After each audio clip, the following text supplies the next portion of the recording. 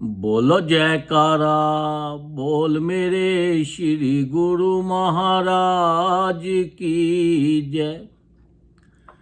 सौभाग्यशाली प्रेमी गुरुमुखों, संसार के अंदर जो संत महापुरुष अवतार लेते हैं, ये भगवान खुद ही संत महापुरुषों का रूप में संसार में अवतार लेते हैं। क्योंकि भगवान तो एक निराकार है, उसका कोई आकार नहीं है,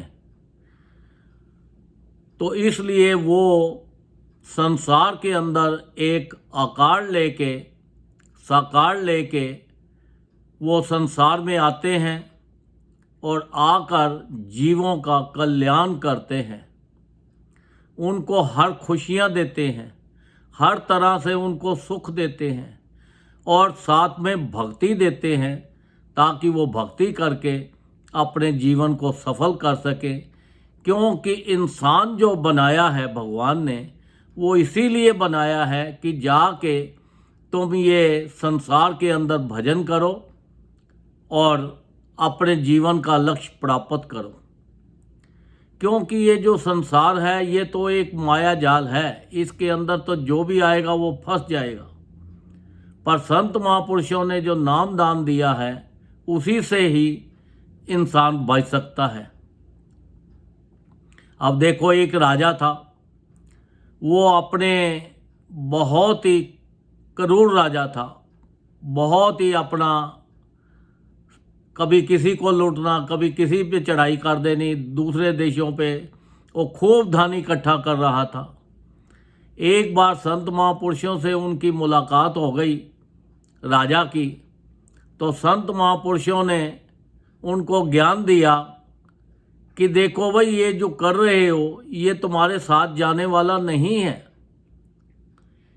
आप जिंदगी में एक ही बात याद रखो, एक तो भगवान का भजन करते रहो और दूसरा अपनी मौत को याद रखो।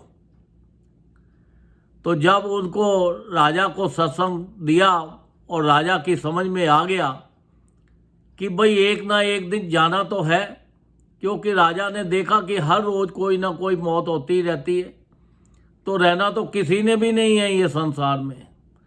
तो जब राजा को ये हो गया, ज्ञान हो गया, तो कुछ समय बाद उस राजा पे ऊपर किसी ने, दूसरे राजा ने चढ़ाई कर दी। जब चढ़ाई कर दी तो उस राजा जो था, वो राजा ने अपने जितनी पब्लिक थी, जितने अपने सेवादार थे, जितनी फौज थी, उनको कहा भाई दूसरा राजा हमारे देश के ऊपर चढ़ाई करने आ रहा है, तो आप उस देश के राजा की पूरी आवभगत करो, पूरी उसको सुख सुविधा का सामान दो और हमें उससे लड़ाई नहीं करनी। जब राजा आया तो उसने देखा कि उसके दूसरे राज्य में तो उसकी इतनी आवाभगत हो रही है, हर सुख सुविधा के सामान पड़े हैं, जो मांगते हैं वही मिलता है। तो वो राजा आते आते उस राज दरबार में आ गया।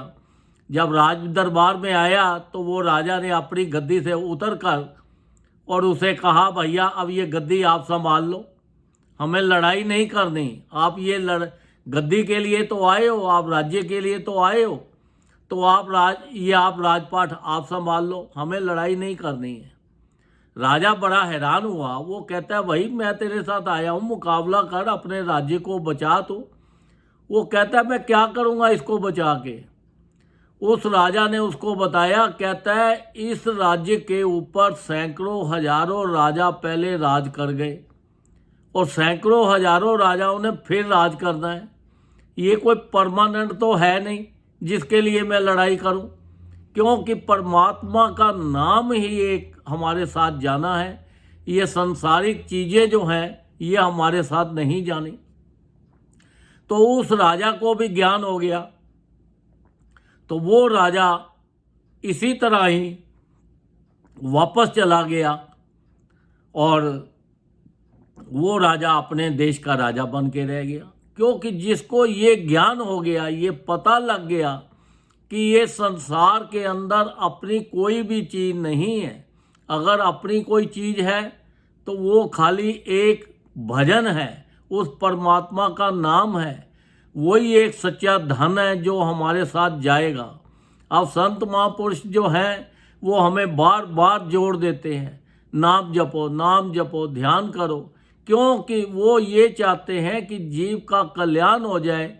ये जो माया जाल में फंसा हुआ है, ये माया जाल का भी आनंद ले ले, पर इसमें फंसे नहीं, इसका आनंद लो। ये संसार का, ये संसार की जो चीज़ें बनी हैं सब इंसान के लिए बनी हैं। आप खूब अपना इसमें बिजनेस करो, खूब पैसा बनाओ, खूब आनंद लो, देश विदेश घूमो, हर संसार का सुख लो, परिवार का सुख लो। तो इसके अंदर फंसना नहीं है, ये खाली सुख लेने के लिए है। तो जो संत महापुरुषों ने नाम दिया है, ज़्यादा से ज़्यादा नाम जपो ताकि हमारा जीवन का कल्याण हो सके। हम जिस पर्पस से ये संसार में आए हैं वो पर्पस हमारा हल हो जाए। क्योंकि देखो हमारे श्री गुरु महाराज जी ने, संत महापुरुषों ने कितने आसान चीज़ें बना दी हैं, तरीका बना दिया है। 5 नियम, श्री आरती, पूजा, सत्संग, सेवा, सिमरन और ध्यान, जो श्रद्धा सहित करे निश्चय हो कल्याण। तो जो ये 5 नियमों का पालन करता है वहाँ पर परमात्मा उसके परिवार में हर वक्त रहता है। क्योंकि जो संत महापुरुष हैं वो परमात्मा का ही रूप है। वो जब परमात्मा भगवान आपके घर पे होगा तो आपके घर में किस चीज़ की कमी होगी? किसी भी चीज़ की कमी नहीं होगी, सब सुख सुविधा होगा, सब तरह से आनंद होगा, कोई बीमारी नहीं आएगी, कोई कुछ नहीं होगा।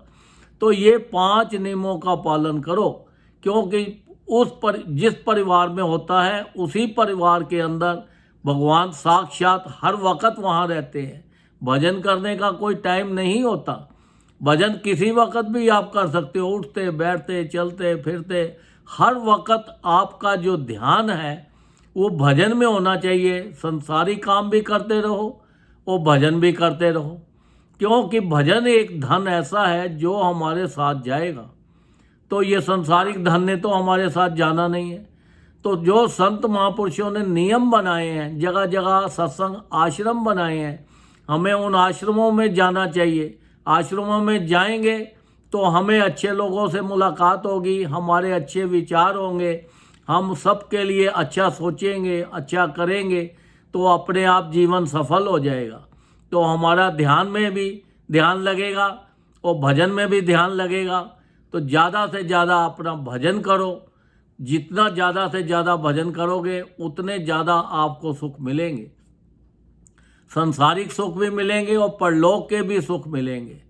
तो इसलिए संत महापुरुषों के हुक्म में चलना है, उनके नियमों का पालन करना है, ज़्यादा से ज़्यादा भजन करके जिस काम के लिए हम संसार में आए हैं वो अपना काम पूरा करना है। ऐसा नहीं है कि हम संसारिक चीज़ों में लगे रहें तो जिस काम के लिए आए हैं तो वो काम को हम भूल जाएं। अगर उस काम को भूल गए तो हम फिर 84 में फंस जाएंगे। मालूम नहीं कब हमें ये मनुष्य देह मिलेगी।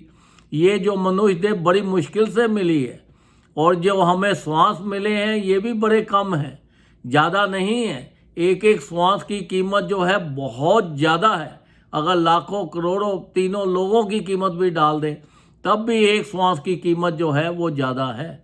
तो इतने कीमती श्वास जो हम अपने व्यस्त कर रहे हैं, इनको व्यस्त ना करें, ज़्यादा से ज़्यादा भजन करके अपने जीवन का लाभ उठाएं और संसार के भी सुख पाएं, लोक और परलोक दोनों के सुख पाएं, और उस सचखंड के अंदर हम अपना जाएं ताकि हम 84 लाख योनि से बच सके।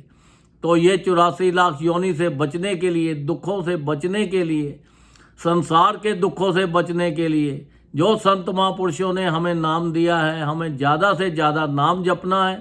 नाम जप के अपने जीवन का कल्याण करना है। बोलो जयकारा, बोल मेरे श्री गुरु महाराज की जय।